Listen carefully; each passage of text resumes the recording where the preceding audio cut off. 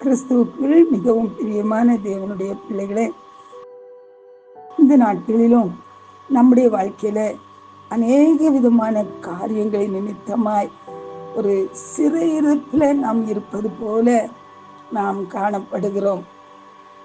எதையுமே சரியா செய்ய முடியல, ஜெபிக்க முடியல, துதிக்க முடியல, விசுவாசிக்க முடியல. பிள்ளைகளுடைய வாழ்க்கையில ஒரு ஆசீர்வாதம் இல்லை, வேலை பளு, இப்படி குடும்பத்தில் பிரிவினைகள், எந்த காரியத்தை எடுத்தாலும் எல்லாவற்றிலும் தோல்வி, இப்படி பலவிதமான சிறையிருப்புகள், பிசாசினாலும் மனிதர்களினாலும் வருகிற அநேக உபத்திரவங்கள், இப்படி அநேக சிறையிருப்புகளின் மத்தியில நாம் அநேக நேரம் மிகவும் சோர்ந்து போகிறவர்களாய், நாம் கலங்கி போகிறவர்களாய், ஒரு நிச்சயமற்ற ஒரு தன்மையில நாம் வாழக்கூடியவர்களாய் இருக்கிறோம். ஆனால் இந்த நாளில் ஒரு தேவனுடைய வார்த்தையை நான் உங்களுக்காக வாசிக்கிறேன். நியாயாதிபதிகளின் புஸ்தகம் 5வது அதிகாரம் 12வது வசனம். விழி விழி தெபோராளே, பாட்டு பாடு, உன்னை சிறையாக்கினவர்களை சிறையாக்கி கொண்டு போ. அல்லேலூயா, ஆமென். தெபோராளுடைய வாழ்க்கையில நம்ம பார்க்கும்போது, அந்த கானானின் ராஜாவாகிய யாபீன் 20 வருஷம் இஸ்ரவேலை ஜனங்களை கொடுமையாய் ஒடுக்கினான். அவனுக்கு கீழாக இஸ்ரவேலர் மிகுந்த பாடுகளை அனுபவித்தார்கள். அந்த 20 வருடங்களிலும் தெபோராள் அங்கதான் இருந்தார். ஆனா அந்த தெபோராள் ஒரு ஜனங்களுக்கு நியாயாதிபதியாய் இருந்த போதிலும் அவனை எதிர்த்து நிற்கவோ அவனுடைய கைக்கு ஜனங்களை தப்பி வைக்கவோ அவள் எந்த காரியத்தையும் செய்யவில்லை. பாராக் போன்ற பராக்கிரமசாலிகள் இருக்கும்போது என்னை போன்ற ஒரு பெண்ணால் என்ன செய்ய முடியும் என்று அவள் நினைத்திருப்பாள். ஆனால் ஒரு நாள் வந்தபோது சத்துருவை மேற்கொள்ளக்கூடிய ஒரு பெரிய ஆயுதம் தனக்குள் இருப்பதை அவள் அறிந்து கொண்டாள். ஆகவே அவள் சொன்னாள், விழி விழி தெபோராளே, பாட்டு பாடு, உன்னை சிறையாக்கினவர்களை சிறையாக்கி கொண்டு போ என்று அவள் பாடி தேவனை மகிமைப்படுத்தினாள்.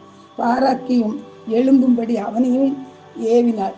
அந்த 20 வருஷங்களிலும் சத்துரு பாழாக்கி போட்ட வயல்வெளிகள், திராட்சை தோட்டங்கள், கனிமரங்கள், இத்துவே எல்லாவற்றையும் அவள் பார்க்கும்போது, நான் எழும்பி இருந்தால் இவ்வளவு ஒரு காரியங்கள் நடந்திருக்காதே என்று சொல்லி அவள் நினைத்தாள். அல்லேலூயா, இனி நான் அசதியாய் இருக்க மாட்டேன், இனி பாடி என் தேவனை மகிமைப்படுத்துவேன் என்று சொல்லி அவள் எழும்பி பாட ஆரம்பித்தாள். பாராக்கும் எழும்பினாள். அல்லேலூயா. அன்பு சகோதரிய, குடும்ப காரியங்களை நான் எப்படி செய்வது? ஆண்கள் தான் பொறுப்படுத்தி செய்வார்கள், என்னால் ஒன்று செய்ய முடியாது என்று முடங்கி கிடக்காதபடி எழும்புங்கள். நீங்கள் எழும்பி தேவனை துதித்து பாடி மகிமைப்படுத்தும் போது உங்கள் குடும்பங்களில் இருக்கிற பாராக்குகளும் எழும்புவார்கள்.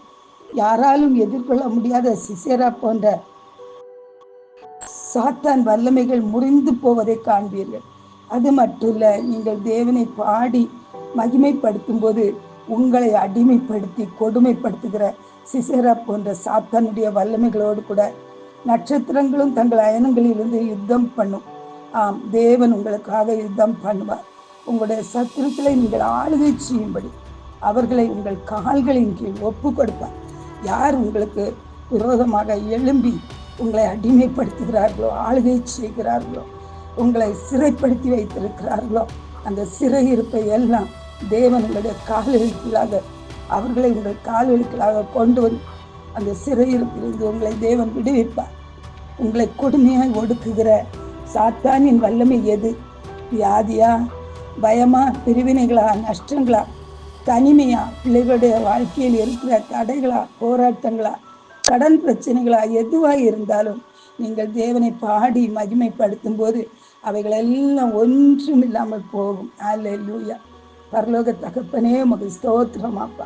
அருமை பிள்ளைகளை ஆண்டவரே, ஆமென், சிறைப்படுத்தி வைத்திருக்கிற எல்லா சிறையிருப்புகளும் இந்த நாளில் தகர்ந்து போகும்படிய ஆமென் அப்பா. நீ பிள்ளைகள் மேல் ஒரு ஆண்டவரை துதியின் ஆவியை ஊற்றுவீராக, உம்மை பாடி மகிமைப்படுத்தும்படிய ஆமென். தேவனாகிய கர்த்தர் பிள்ளைகளை அப்பா நீ நிரப்புவீராக. இந்த பிரசனம் நிரப்பட்டும். தேவனுடைய ஆளுகை பிள்ளைகள் மேல் கடந்து வரட்டும். ஒரு வைராக்கியம் எழும்பட்டும். ஆமென். நான் எழும்பாவிட்டால் என் குடும்பம் பாழாகிவிடும் என்று சொல்லி அவர்கள் எழும்பும்படியாக தேவன் அவர்களை எழுப்புவீராக அப்பா.